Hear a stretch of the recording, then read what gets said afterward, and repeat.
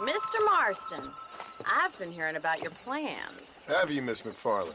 Yes, from Lee Johnson, to settle here and build a life for yourself. I'm afraid those aren't my plans. See, I already have a life.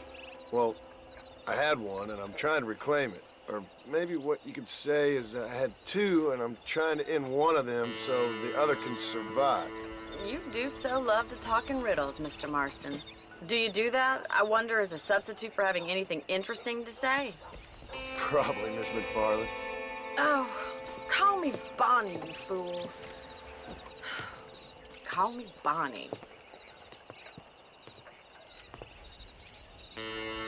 Miss McFarland, I'm married. I have a son. I had a daughter, but she died. Years before that, I rode in a gang. We robbed banks, trains, held people ransom. We killed people we didn't like. Bill Williamson was in that gang. Now, if I don't capture my former brother in arms, great harm will befall my family. Now, I don't suppose any of this is very interesting to you, but I hope it explains why I wasn't so eager to talk about it. No, I do understand. I had no idea. You poor man. Even in this new country, memories don't really fade. My father was an illiterate Scot born on the boat into New York. He never saw his homeland, but to hear him talk about it, you'd imagine he only ever ate haggis and wore a kilt. And he hated the English for what they had done to his great-grandparents that he'd never met. People don't forget. Nothing gets forgiven. That's true, especially when it comes to money. And you know, even now, after all his labors, my father's debts are still terrible. I worry every day about us losing the ranch. It would kill him. My father died when I was 8 years old. His eyes were, well, let's just say he was blinded in a bar fight south of Chicago. My mother died during childbirth. She was a prostitute, and he was her, well, I don't know what he was. So I was sent off to an orphanage and ran away and fell in with a gang. My word. What a difficult life you've lived. The leader of the gang taught me how to read, taught me how to see all that was good in the world. He was a great man in a way. But you killed people. Sure. And I've suffered for it. And that's the life I left, or tried to leave. I said too much, Bonnie. I'm an uneducated killer, sent here to do all I can do well.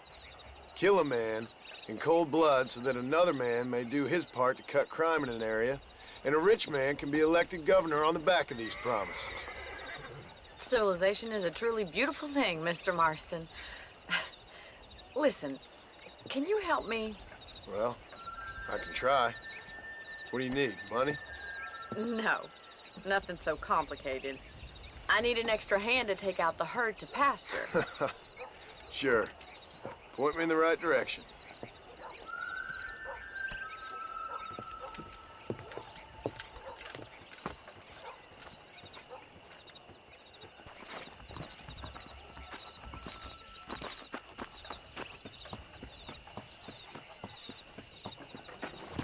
Right.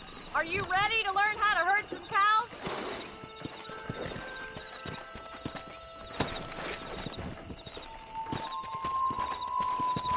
Thank you for telling me all that back there. It must have been hard for you. Hope you understand now why I've been playing my cards somewhat close to my chest. I didn't know you had a wife and child. Then again, I don't think I ever asked. They're lucky to have a man like you. I ain't so sure about that, but thank you.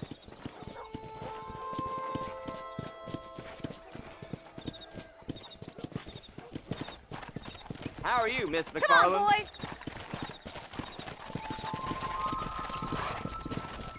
Come on.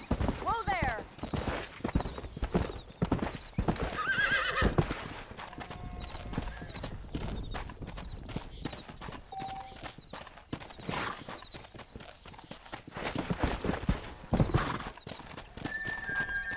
Stay behind us, Good job, Mr. Marston. He's got it. Come on.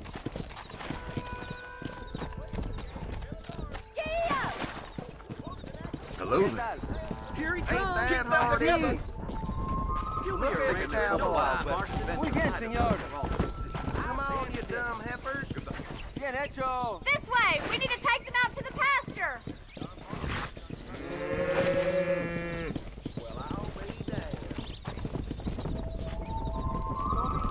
Come on!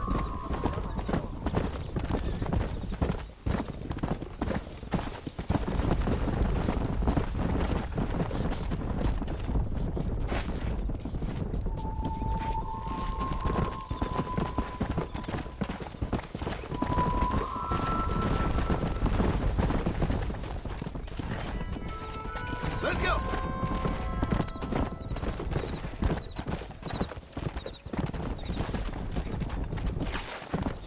He's just showing off now. Come on! Keep going, All right, Mr. let's Marston. move this large herd out to the far pasture. Yeah!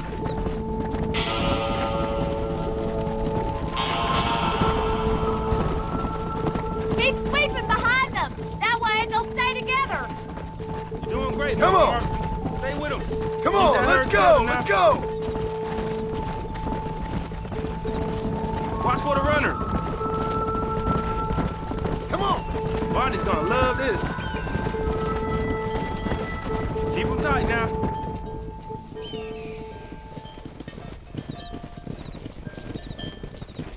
You're not bad with the herd. Ranching might be your true calling, Mr. Marston. Either that, or you were a cow in a past life. Thank you, Miss McFarland. I'll see you later. I have work to do back at the ranch.